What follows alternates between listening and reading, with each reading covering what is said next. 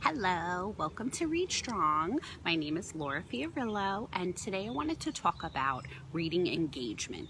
So what I'm going to do is I'm going to break it up into different grades of children. So today we're going to start with the higher level children. I would say established readers, so anyone who's probably in the grades 2 through 5 range, readers that can read independently. And so first we want to see, do students have a motivation and desire to read? And that's what we need to work on. That they can read for a sustained amount of time. So if your child can do that, that's great. You want to keep them going with that. You want them to be reading, I would say, in the summer months and during the school year as well, for about 20 to 30 minutes a day at home, in addition to what they're doing in school. So if your child has the desire to read, they're able to read for a sustained amount of time, you want to keep expanding their reading horizons. So they have books that they like, keep suggesting other books, because you don't want them to get to the end of a series of books and then they can't find a book that they like. So just keep expanding their horizons, trying out new books, different kinds of things. If you have a child who it's a struggle to get them to read at home, so what you want to do is you want to first make sure that they're reading the correct level of books, that they're not breezing through books that are too easy for them. But what happens a lot is students are reading books that are too difficult. Then they have trouble getting through them, they don't understand them, and then they don't like reading anymore. So you don't want your child to be reading books that are especially too hard for them, because that's gonna just quelch their desire to read, their motivation, because they're gonna think books are just too hard for them. So first you need to figure out what level they should be reading at. Their teacher should be able to tell you that. I can do reading assessments to figure out what level they should be reading at, and you want them in that range of books.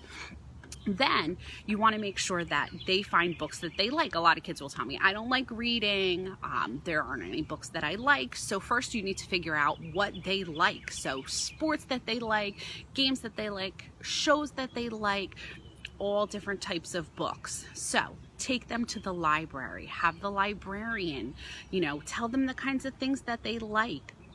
Ask friends for recommendations of books. What are your friends in your class reading? Those are all great things.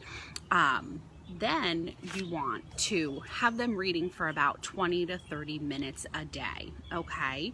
So when you're at the library and you find some books that the librarian suggested or they picked out, have them, look at the cover. That's what I do when I find a book. Does the cover look interesting to me? Have them read the back blurb on the back to see if it's something that might interest them, and try all different kinds, some realistic fiction, some non-fiction, some fantasy. Have them try out different things to see what kinds of books that they like. Then have them commit to reading, about a chapter before they, it's okay if they start a book and it's not for them. So just have them commit to reading, the first chapter or so, reading the book for 20 or 30 minutes. And if at that point they don't like it, then it's okay to, return it to the library and, try something else. But they should really try to read at least a chapter before they do that.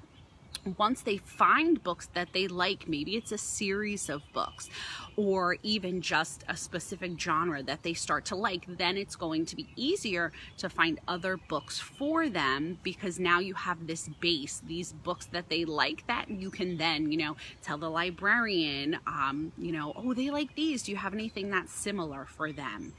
And then it'll make it a lot easier. You also want to celebrate any success, like them reading for 20 minutes a day when they were not a reader before that. That's awesome. It's also okay to be reading aloud with them. Read with them, especially when they're first starting out. talk about their books with them. Like we talked about last time, having them see you as a reader is also beneficial, because then, you know, you can both talk about your books and ask questions, and, you know, you can also at that time be making sure that they're understanding the books that they read, because you don't want them to get, you know, a couple chapters into a book and not have a clear idea about what the book is about. And just keep exposing them to different books. Like, oh, you know, you really like soccer, like let's find, you know, a fiction book about somebody who plays soccer, or nonfiction books, and, you know, it really helps to think about their interests and what they like to do. So I hope this was helpful. Next time we're gonna talk about the early readers, the readers that are just starting to read, our lower level readers, and then we're gonna talk about our littlest ones that are just starting to read. So I hope this was helpful. Thanks.